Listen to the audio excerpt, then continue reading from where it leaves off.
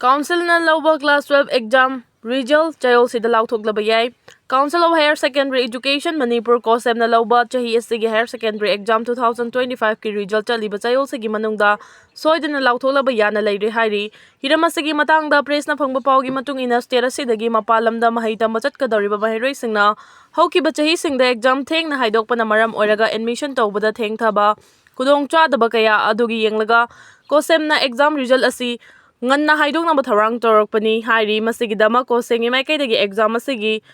evaluation amadi tabulation ki processing asoyangam amata yahondana sem saba pumba loisilakle loinana kosem na exam asibu haidoknaba khumang yangna paikhaliba thabak thoram kaya asigi yenglagadi kosem na piriba April 13 ki deadline asisu nongmang khatlaga April 15 gi nungthil exam asi haidoklaba yai haina impact news ki pawgi source asina makata na hairi Panbaya badi chahe segi February taraga tareta ki March 13 fawba Chingi exam center kuntragani pan amasung tamgi exam center humfudara mari punna exam center chamaga taragani thoida pangthokkiba higher secondary exam 2025 asida mahairoi lising kunmapan ga chatruka yangkhai na saruk yakhibani masigi manungda science stream da mahairoi lising kun ga chanipan ga marfudara humdoi art stream da mahairoi lising taret ka chatruka kuntragani thoi amadi commerce stream da mahairoi chamanga gani fo oikhibani loinina haukiba chahi singi exam da practical exam asi theory exam loirba matungda pangthoklamba du chahi asidagi theory exam pangthokringai da practical ge exam asi hana pangthokhibani foreigner ani yauna miyoi kunga taruk tourist singna nongmaina kaptuna hatkre hinghoba singda modi da taklu cho haina hairamle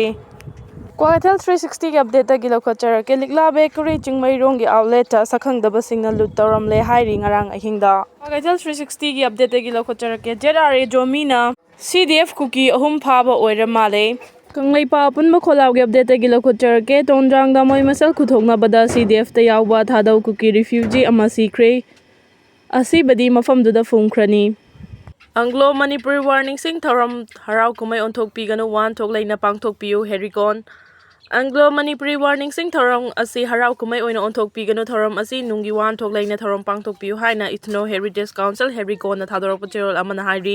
cherol asin hai chamaga kuntra mari subang Anglo Manipuri war khongjomla numit asi na lakpada imalaiba ki damak thawaina pontha pi khaba thauba singi mafamda herikon awang bathak te kai khumna ba utpaga loina na imalaiba ki damak thawaina pontha pi khaba thauba singi thongnabu Nahona na amuka ningsingduna irei cha khuding mangna apunbagi firef ama lawminaduna Manipuri mag saktam amadi ngamkhai ngakminarasi Kumja 1891 gi khongjom lan pharmacy malemna numita de hainariba British lanmiga thengna kiba Anglo Manipuri war da khwaidagi chawna sokna kiba lan pharmamani matam aduda imalaiba pu kanana su khudum chanbe yaroi haiduna matam go chunaba khulai matik chadraba su araiba thawna lingjel puthokuna ipai pu sing aduna kanbada lamba leitraba masing amlaba British lanmi singa hanba leitana Lanthengna ki mikha ponduna hingadabagi saruk mikup amatang oirabasu ningkhatamna hinglamlaga sikhibana hena fai haiba wakhalona sina makhoi gi thawna aduna nokna lanfamda mathwai kathokhi lanfam asida maithiba nangkhrabasu thawna faraba ipai pu sing adugi thawna lingjel aduna imalaiba ki damak siba ki daba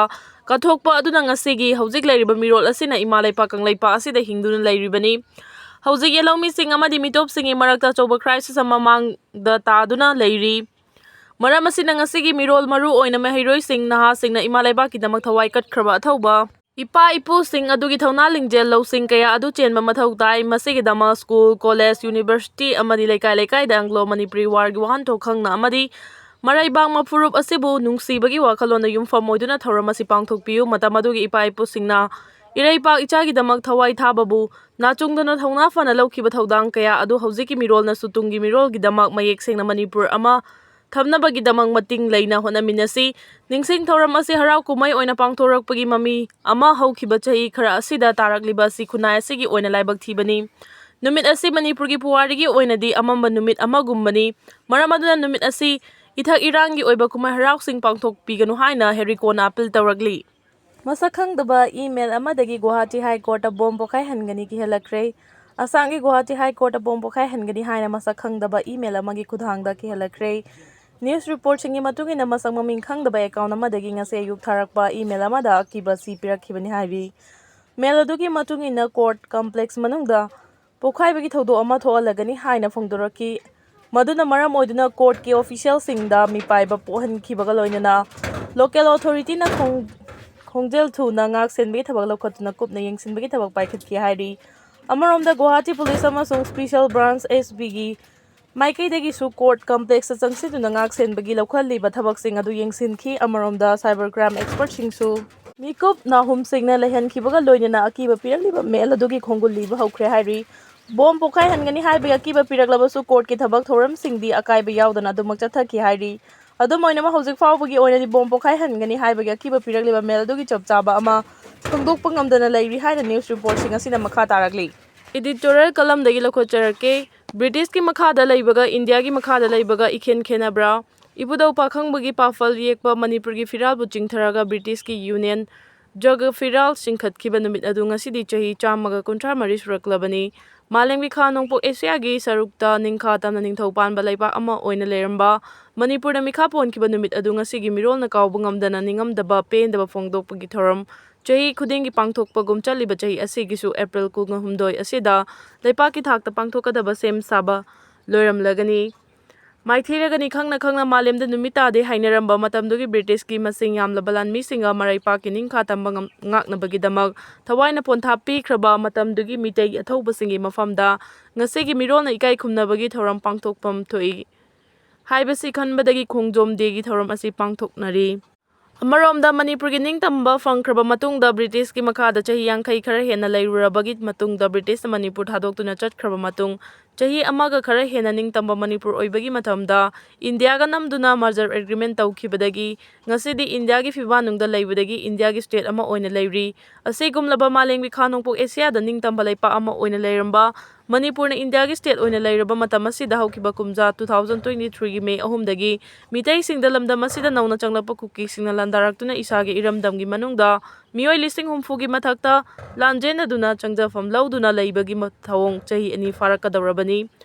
oirakliba phibam asida ngasigi Manipur gi miyam maru oina mitei singna ngasigi India lenga ki thauselda penadabagi kholau launarakpagi chang nongmagi helakpagum tawri nakal amaromdana mitei singi luraba matam asida mitei singna thengnagadawriba lanasi kanagano haibagi wahang amuk lakpagum tarakli India lenga ki makhada leiraba matam asida mitei singbu India lenga na khongkhut punsinduna thambagi thawong manbagi machat oina leirabra natraga India gi karamba aronba thawrang leibanu haibagi wahang lakpagi maramdi mitei singna masagi maramdamda ningtamna chathok chasin yahandana kayam kuina thamkhigadage aduga aranba tawba kuki lamhen tuhenba singbuna kayam kuina laksinduna thamkhigadage haibaromda lakpagumna tawragli asigumba thawong asina maram oiraga Manipur na India da tilubagi mahaina ngasigi mitei singda awafam tahalaknabagi maram oirakli haina maikai kayadagi yelawmi miyamna ningfung ngangnarakpagum tawragli nakal amaromdana hojik Kuki singna Manipurdagi makhoigi tonganba territory natraga tonganba lenga ama leinaba honariba si yellow furup mitei khaktadagi lamdagi nate haibadi Manipur gi yellow furup 15 gi lamdagi ni haibasi ngasigi Manipur gi yellow furup khudingmana khangminaba chumgani